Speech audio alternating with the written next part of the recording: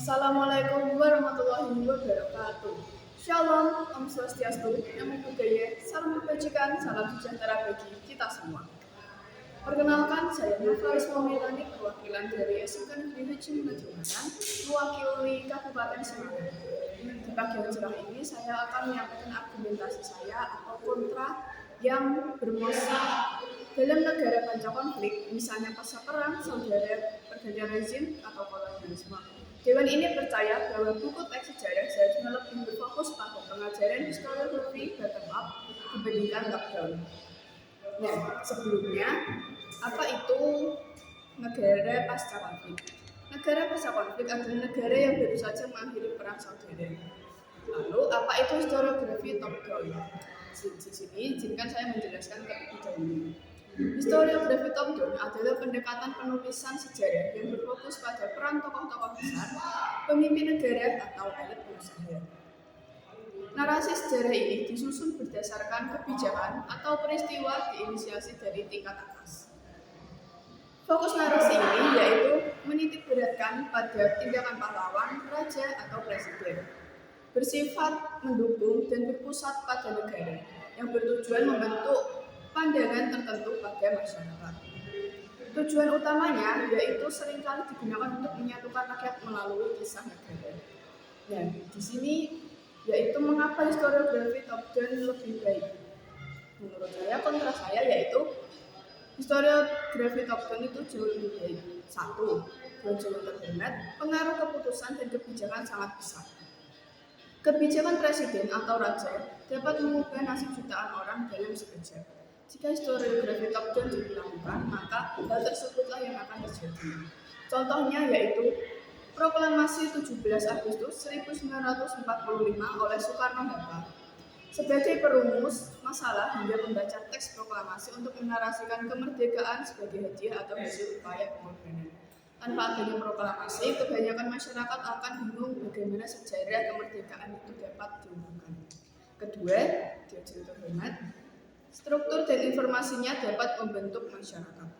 Contohnya seperti buku Sistem Politik Agama resmi ditetapkan dari atas ke bawah yang membuat negara dapat bersatu dalam satu peraturan. Hal ini sangat penting jika semisal masyarakat masih bingung bagaimana hukum, sistem politik, agama, maka kemungkinan suatu negara itu dapat terpecah belah. Kemudian ketiga, yaitu sumber sejarah lebih lengkap dan tertata. Negara biasanya memiliki arsip yang dapat berupa dokumentasi, catatan tertulis, ataupun saksi. Sumber sejarah lebih lengkap itu jika ditulis atau historiografikan top down daripada bottom up yang ditulis oleh rakyat itu sendiri. Lalu keempat yaitu ada kecepatan dan skala dampak.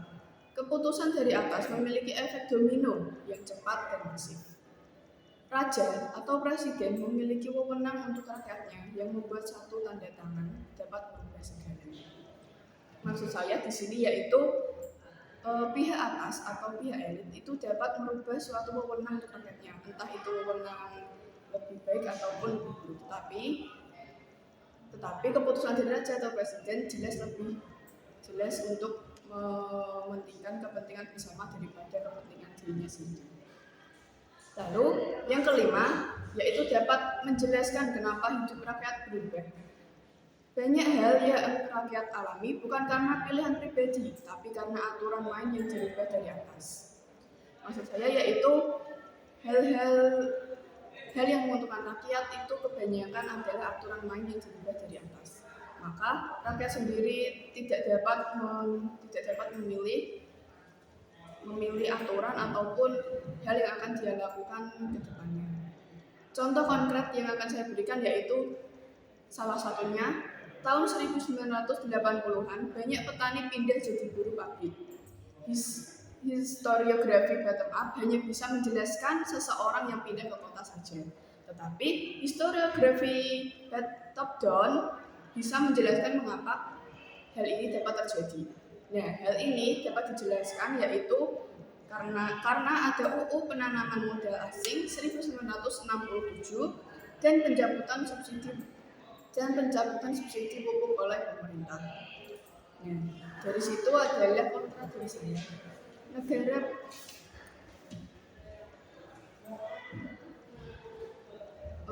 untuk